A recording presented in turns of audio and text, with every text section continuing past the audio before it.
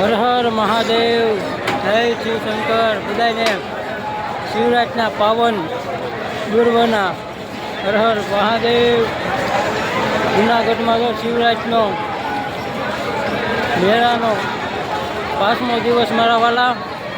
બસ આજે છેલ્લો દિવસ છે.